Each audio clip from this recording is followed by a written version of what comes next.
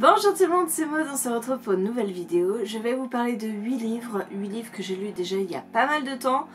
Mais bon, voilà, c'était les vacances. Donc je retourne ce point lecture. Maintenant, je vous parlerai en premier lieu de Les folles aventures d'Archibald Bloomer, le tome 1, Le Comte de Cristo de Rod Marty, paru chez Ozu, dans la collection Éclair Plus. Je vous parlerai ensuite de Clone de la Nation, le tome 1, Marie numéro 3 de Maïwen Alix, paru chez Naos.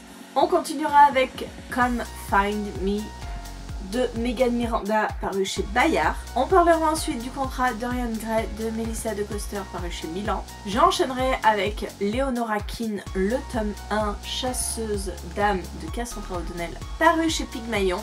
On continuera ensuite avec Tarzan, Poney Méchant, Je déteste Paris de Cécile Alix, paru chez Pulp Fiction. Ensuite, je vous parlerai de Diabolique, le tome 2, Le Trône de Sang de S.J. Kincaid, paru chez Bayard. Et je terminerai avec un emprunt bibliothèque avec Entre deux mondes de Olivier Norek. Et je ne sais plus chez qui c'est paru. Mais vous avez la couverture ici.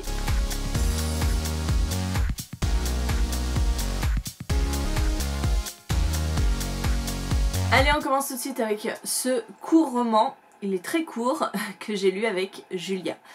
Sachant que nous l'avons commencé, je crois, au lendemain des Imaginales. Donc c'était fin mai et que nous l'avons fini fin juin. Oui, ça a pris beaucoup de temps. En même temps, on lisait un chapitre, voire deux, même pas par jour, mais assez régulièrement.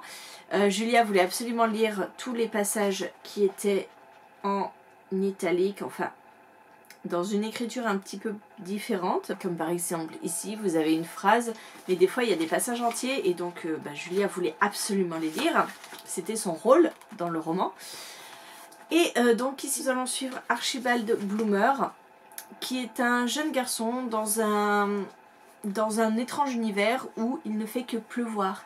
Il pleut à longueur de journée, à longueur de journée, à longueur de journée. Il y a juste 5 minutes dans la journée où il ne pleut pas, c'est entre 23h55 et minuit, un truc comme ça. Donc autant vous dire que les habitants de cet univers étrange ne profitent pas beaucoup du beau temps. Mais la principale activité, c'est de lire. Clairement, on fait lire les enfants, on leur apprend dès leur plus jeune âge pour qu'ils laissent les parents tranquilles et que pour que tout le monde soit un petit peu tranquille. Sauf que Archibald, c'est particulier puisque lui, il a interdiction de lire des œuvres de fiction. Il a le droit de lire le journal, voilà, il a le droit de lire des romans d'histoire, ce genre de choses, mais alors, des œuvres de fiction, il n'a pas du tout le droit. Sauf qu'un jour, il va transgresser cette règle, puisqu'il est accompagné de sa chère amie, Lizzie. Lizzie, d'habitude, lui lit des livres. Là, elle lui dit, bon, j'ai pas le temps, toi, t'as qu'à continuer de ton côté, vas-y, continue à lire ce livre, et puis on se retrouve la prochaine fois. Et en fait, ils vont lire ensemble et Archibald va comprendre pourquoi il a interdiction de lire des livres de fiction, puisqu'il va plonger à travers le livre et se retrouver dans l'histoire du comte de Cristo. C'était très sympa. Franchement, j'ai beaucoup aimé ce principe d'enfants qui plongent à l'intérieur des livres. On a cette particularité qu'ils ne doivent absolument pas changer le cours de l'histoire, mais bien sûr, quand on leur dit qu'il ne faut pas le faire, en général les enfants le font. Voilà, on se retrouve plongé au cœur de ce livre, on comprend un petit peu ce qui est particulier chez Archibald, on comprend que c'est de famille, qu'il y a une mystérieuse disparition de son père, que son père serait peut-être passé dans les œuvres qu'il est en train de lire. Bref, on sent que cette série peut aller très loin. J'aime beaucoup l'écriture de Rod Marty, ça se lit très vite, même si pour nous ça a été pas forcément très rapide, mais bon, ça c'est aussi Julia qui prend plus de temps. Mais je pense que voilà, il y a matière à faire énormément de tomes et je crois que Rod Marty a déjà prévu énormément de tomes. Il a des idées foisonnantes pour développer cet univers et c'est tant mieux parce que c'était très sympa à découvrir pour les plus jeunes. Et voilà, Julia qui a 7 ans, et écoutez, on l'a lu. On l'a fait. Je continue avec un achat aussi aux Imaginales avec Clone de la Nation. Je me suis un peu plongée dedans parce que cette histoire me faisait très envie. On est dans un futur pas si lointain que ça, on est en 2045.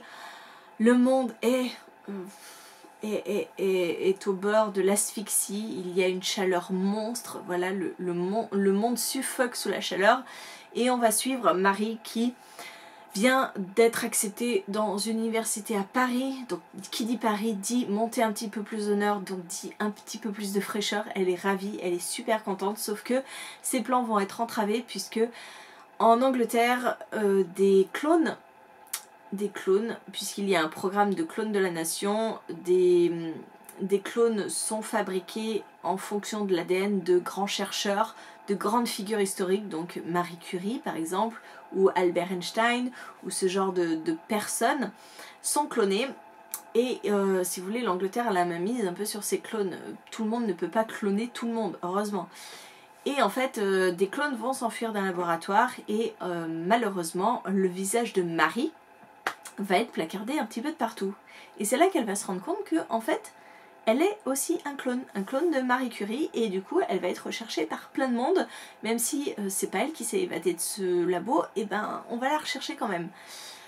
C'était sympa, je m'attendais peut-être à quelque chose de plus poussé au niveau des clones, de quelque chose de plus réfléchi au niveau de l'univers. Pourquoi cette vague de chaleur? Qu'est-ce qui se passe? Est-ce que c'est exclusivement le réchauffement climatique? Finalement, c'est pas tant abordé que ça, c'est assez survolé.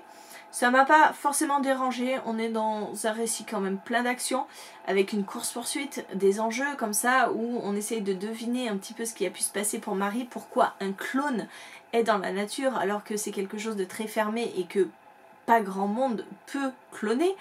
Il y a quand même quelques questionnements sur le futur, sur qu'est-ce qui va advenir des gens, est-ce que tout le monde va pouvoir être cloné, voilà, il y a ce genre de choses comme réflexion. C'était sympa, mais j'ai trouvé que c'était quelque chose d'un peu superficiel, assez superficiel.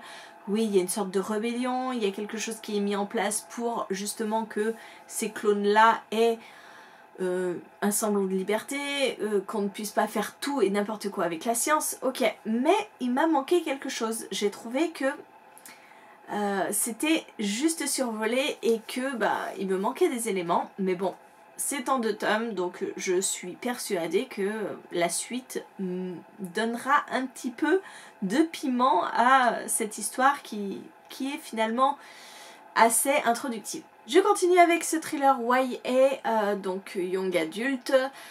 J'ai passé un bon moment, mais finalement c'est pas vraiment ce qui paraît ce roman. En fait, on va suivre 2 personnages. On suit Kennedy qui a 16 ans, qui continue les recherches de son frère. On sait qu'il y a eu quelque chose, il y a eu un drame dans cette famille. On ne sait pas vraiment quoi, donc c'est pas à moi de vous l'apprendre, vous le lirez dans ce livre. Mais voilà, la maison de sa famille est en vente, simplement Kennedy retourne très régulièrement le soir dans le hangar juxtant la maison pour continuer les recherches de son frère. Son frère avait installé une sorte de grande antenne géante pour capter un signal dans l'univers.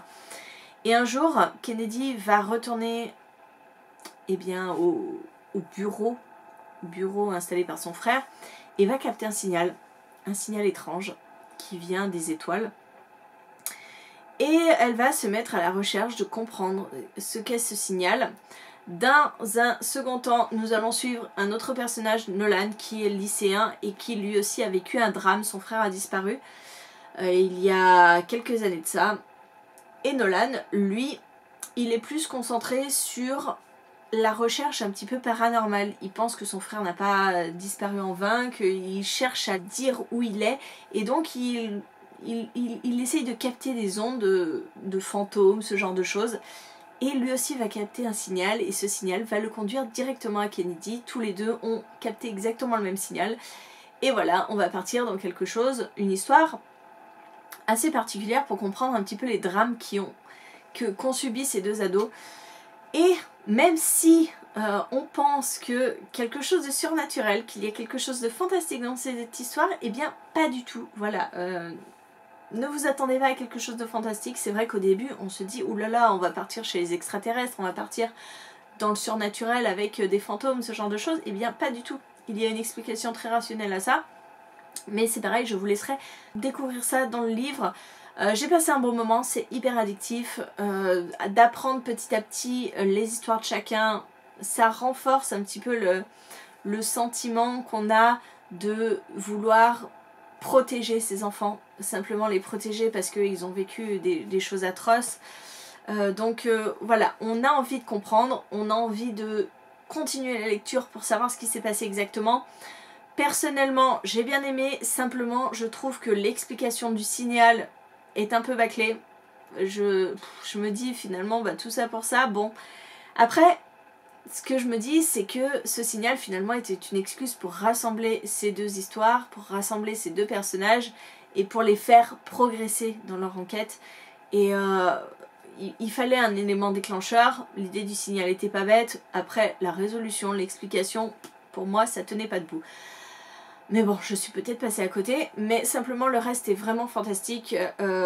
Cette enquête, la résolution des deux enquêtes chacun de leur côté, vraiment j'ai beaucoup aimé, je ne m'attendais pas vraiment à ce qui se passait, j'ai été surprise, donc un bon thriller, voyez. On continue avec le contrat de Dorian Gray qui me vendait du rêve. J'adore ce résumé. On est dans un univers où à 20 ans vous signez le contrat de Dorian Gray qui vous empêche de vieillir, vous restez jeune et beau et frais, la fraîcheur de vos 20 ans jusqu'à 70 ans. C'est-à-dire que pendant 50 ans vous restez jeune et beau, et par contre quand le contrat se défait, quand il se termine, vous mourrez assez rapidement, hein, et puis voilà, vos années vous rattrapent et vous mourrez. Franchement, j'ai trouvé ça méga original, très bien, et en fait j'étais assez déçue. J'ai été assez déçue par ce roman parce que déjà d'une part quand je l'ai vu arriver je me suis dit il est court, et en effet il fait 250 pages et je trouve qu'en 250 pages développer un univers pareil c'est peu, c'est très très peu, et ça s'est ressenti tout de suite parce que si vous voulez vous arrivez avec les personnages, vous vous retrouvez donc avec une jeune fille qui vit seule, perdue en pleine forêt avec son père qui est jeune et beau et qui a toujours l'âge de ses 20 ans, Lubin, et elle n'a que 17 ans donc elle n'a pas encore signé le contrat, mais voilà, on les découvre vivant isolés de tout le monde et on sent qu'ils se cachent, on sent qu'ils n'ont pas envie d'être trouvés et on ne sait pas pourquoi. Et vient frapper à leur porte une jeune fille et tout s'enchaîne en fait. Ils vont commencer à paniquer, ils vont se dire qu'ils ont été trouvés, qu'il faut qu'ils partent, et juste avant de partir, Lubin va disparaître. Donc ils vont partir à la recherche de Lubin. Clairement, on arrive là-dedans et on ne sait absolument pas ce qui se passe. On ne connaît pas le passé des personnages, on ne sait pas ce qui se passe, on ne connaît pas Lubin, on sait qu'il y a des choses de louches. On se retrouve avec deux personnages féminins qui ne se connaissent pas mais qui vont très vite se faire confiance alors qu'elles ne se connaissent pas. Et là, en fait, c'est trop rapide. Mais en fait, comme tout le roman, on ne sait pas du tout ce qui se passe, on ne comprend ce monde qu'avec des petites interventions en début de chapitre où on vous expose les règles. Voilà, par exemple ici, règle 231, les corps des personnes décédées, qu'il s'agisse des dépouilles des personnes arrivées en fin de contrat ou celles indépendantes, hein, seront immédiatement incinérées. En fait, moi j'ai adoré ça. Je me retrouvais en début de chapitre en me disant « Ouh, super, je vais apprendre un petit peu plus de l'univers grâce à ces règles ». Et en effet, on en apprend un peu plus, mais si vous voulez, c'est à nous de déduire des choses. On ne nous explique pas vraiment comment ça a pu se passer, comment ça a été mis en place, pourquoi ça a été mis en place. Bref, c'est trop superficiel. Et puis on se pose pas les bonnes questions. C'est encore une fois, je vous dis, quelque chose de très superficiel, puisque on a le déroulé de l'action, on va avoir ces deux jeunes filles qui vont rechercher Lubin, mais c'est tout. Alors qu'il y a quand même matière à faire avec un roman pareil, avec une thématique, un thème pareil, avec ces gens qui vieillissent pendant 50 ans mais qui gardent leur jeunesse, qui vont mourir d'un coup. Bref, il y avait tout un truc à faire et j'ai trouvé que c'était trop superficiel. Ça allait trop vite. Je n'ai eu aucun attachement pour les deux jeunes filles parce que je trouvais leur dialogue, leur relation très froide, très rapide, trop rapide et pas du tout développé. Ça manquait de profondeur. Il y avait des dialogues franchement où pour moi il n'y avait aucun intérêt, c'était gnangnan, c'était niais à souhait. Les deux jeunes filles vont se rapprocher très vite alors que je vous dis elles ne se connaissent pas. C'est pas logique. C'est pas logique. Donc voilà, ça m'a gênée. Lubin, bah, je vois pas comment j'aurais pu m'attacher puisqu'on le voit 5 minutes au début et puis 5 minutes à la fin. Voilà, non, j'ai trouvé que ce livre manquait cruellement de pages et de développement. Malheureusement, ça l'a pas fait pour moi. On continue avec quelque chose de bien plus léger puisqu'on parle d'urban fantasy. J'ai lu les 6 premiers tomes de Rebecca Keane. Ici, on est avec Leonora Keane, donc la fille de Rebecca Keane. Ce tome 1 est à lire entre le tome 6 et le tome 7. Et franchement, j'ai passé un très bon moment avec Leonora parce que je trouve Leonora plus intéressante que sa mère. Je sais pas comment vous expliquer. Rebecca Keane, c'est de l'adulte. Il y a pas mal de scènes de sexe. On a Rebecca qui a d'étranges attachements, d'étranges addictions, on va dire, pour certains hommes. Donc voilà, on comprend pas forcément. Et en fait, Leonora est plus jeune. Leonora est une ado, donc clairement, il y a quand même moins de problématiques autour du sexe, autour des hommes qu'elle va côtoyer. Donc c'était plus léger. Après, on n'est plus aux États-Unis. Leonora a rejoint le groupe de sorcières dont fait partie sa grand-mère. Sa mère, maintenant, elle en est la dirigeante. Mais ça, faut lire les Rebecca Keane. Et donc, Leonora a une particularité. Elle est issue de sa mère, donc Rebecca, qui est une sorcière de haut rang, mais pas seulement, et de son père, qui est un vampire. Donc, c'est un croisement assez spécial. Et elle va explorer un petit peu ces deux champs. Elle est, elle aussi, quelqu'un de très spécial. Donc voilà, j'ai beaucoup aimé la mythologie autour des vampires, des sorcières et justement des nécromants dont fait partie Leonora. C'était sympa. C'était sympa, j'ai trouvé ça très très addictif parce que ça se lit toujours très très vite. Plus léger que Rebecca, il y a quand même pas mal de sang, pas mal de choses un peu violentes puisque Leonora n'est pas toute blanche, hein. Elle a beau être plus jeune, elle tue à tour de bras un peu comme sa mère. Mais c'était peut-être plus approfondi et ça tournait moins autour voilà, des hommes et comme dans Rebecca Keane. Bref, j'aime bien cette saga. Donc maintenant il faut que j'enchaîne avec le tome 7 de Rebecca Keane. Allez, on part encore sur quelque chose de bien plus léger avec Tarzan Poney Méchant qui est une lecture pour jeunes enfants. Je ne l'ai pas lu avec Julia parce que Julia, après les folles aventures d'Archibald Bloomer, n'avait pas la motivation de se replonger dans un autre roman, mais elle m'a dit « Ah oui, mais je veux le lire avec toi ». Donc on le relira ensemble. Donc on suit Tarzan Poney Méchant qui, lui, vit sa petite vie tranquille dans son poney club. Il n'a pas un caractère facile, mais bon, il a commencé à se faire un peu des amis. Voilà, la mouche, par exemple, qui est ici, qui est son amie, que moi j'ai découvert dans un mini-poulpe. C'est très drôle. Cécilia Elix a un très bon humour. Moi j'ai adoré Tarzan. Il est à mourir de rire, mais c'est de l'humour un peu noir, un peu piquant, hein, clairement. Il aime personne, il a envie de rien faire, il se fait toujours bananer le pauvre, c'est hilarant, j'adore, moi franchement j'adore. Et dans cette aventure, Tarzan va se retrouver au salon de l'agriculture, voilà, pour faire le beau dans les étals. Donc imaginez un petit peu comment il réagit. Le transport c'est un enfer, mais heureusement il va retrouver des amis et il va fomenter une révolution pour s'évader de ce salon. Donc j'ai passé un bon moment, c'était marrant, c'était mignon. C'est très drôle, franchement j'aime beaucoup Tarzan. Et bah écoutez, voilà, moi je peux vous le conseiller pour vos plus jeunes parce que franchement il y a des répliques mais elles sont cultes. Elles sont absolument cultes, je trouve. C'est à chaque fois qu'il ouvre la bouche, moi je rigole. J'ai continué la saga Diabolique, j'avais beaucoup aimé le tome 1, c'était très sympa. On y suivait Némésis qui est une diabolique, c'est-à-dire une personne qui a été génétiquement créée pour protéger une personne en particulier. Le tome 1, elle était envoyée à la place de cette fille-là à la cour. Et ça se passait pas forcément très bien dans ce tome 2. ça va pas se passer forcément très très bien non plus. Je peux absolument pas vous résumer ce tome 2 parce que vraiment je vais vous spoiler tout le tome 1.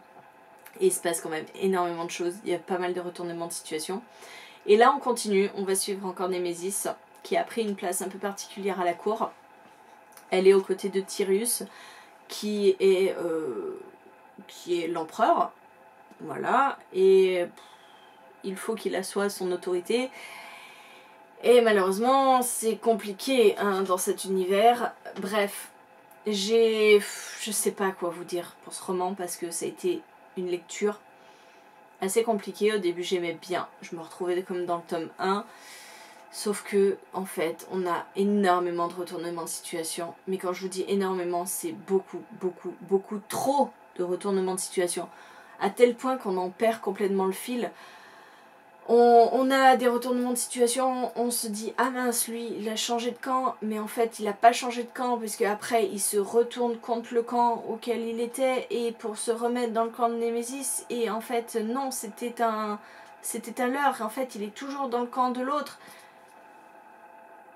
En fait on sait plus à quelle personne se fier, on est complètement perdu et moi à la fin de ce roman j'ai fait et en fait il est dans quel camp? En fait, il a tellement changé, retourné sa veste, que je ne sais plus.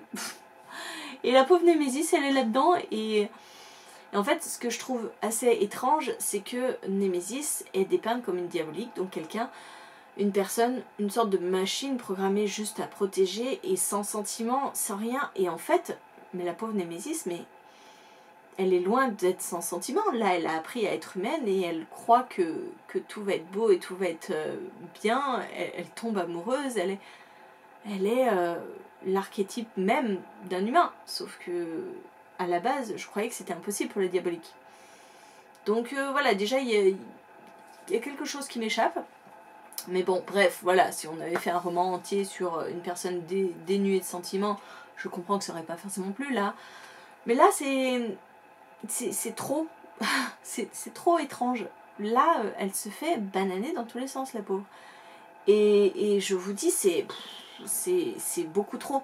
Beaucoup trop de retournements de situation. Et les personnages qu'on avait commencé à aimer, et ben finalement, on se détache d'eux complètement. On est vraiment à distance d'eux parce qu'on sait plus. Hein, on est complètement paumé. Donc des fois moi j'aime bien quand il y a des retournements de situation, j'aime bien quand il y a des twists de fou et tout, mais quand il y en a trop, et ben ça perd tout son intérêt.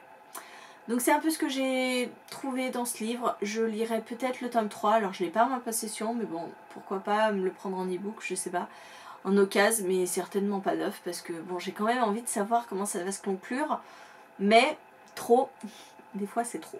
Et enfin je vais terminer avec mon emprunt bibliothèque Entre deux mondes. Ça faisait un moment que j'avais envie de le lire. On est dans la jungle de Calais où on va suivre une enquête, si on peut dire, puisque dans la jungle de Calais, les policiers français ne mettent pas bien les pieds, ne se mêlent pas à la situation des réfugiés, parce que c'est prendre un risque et ils n'ont aucun statut juridique français ou quoi que ce soit, donc on ne prend pas de risque pour des réfugiés. Sauf qu'on va être au cœur de cette jungle et on va suivre un homme qui était un ancien policier syrien qui va lui vraiment s'intégrer et essayer de faire changer les choses dans cette jungle de Calais. On va avoir écoutez, un aperçu de ce que vivent ces réfugiés. On va avoir des tranches de vie de certains de ces réfugiés et j'ai passé un bon moment. J'aime beaucoup la plume d'Olivier Norek, donc ça coule très bien. On est loin du lieutenant Coste et de Paris et de sa banlieue. Mais c'était intéressant. J'ai eu mal au cœur à plusieurs moments parce que déjà dès le prologue, on voit une situation intenable. Par la suite, cette situation se développe, donc on voit vraiment ce qui s'est passé et c'est... je savais que ça allait me prendre aux tripes, mais c'est vrai que quand on voit ce qui peut se passer pour ces réfugiés, pour ces personnes qui abandonnent un pays où leur vie est en danger, qui se retrouvent traitées de cette manière, c'est compliqué, mais je savais, hein, de toute façon je connais la situation. Mais voilà, le voir développer dans un roman, c'est d'autant plus poignant. L'enquête est bien menée, ça se lit vite, les chapitres sont assez courts, donc ça s'enchaîne bien. Voilà, j'ai passé un bon moment. Il me restera en tête pour ces histoires de vie, voilà, de réfugiés. Après, voilà, c'était un bon roman pour moi. Bon, bah écoutez, c'en est tout pour cette vidéo. Merci de l'avoir regardé jusqu'au bout. J'espère que je vous ai donné envie, pour certains ou pas, de lire les romans que je vous ai présentés. N'hésitez pas à me dire en commentaire si vous avez lu un de ces livres, ce que vous en avez pensé. Et moi en attendant, je vous fais des gros bisous. Je vous souhaite une très bonne journée, de très bonnes lectures. Je vous dis à très bientôt pour une nouvelle vidéo.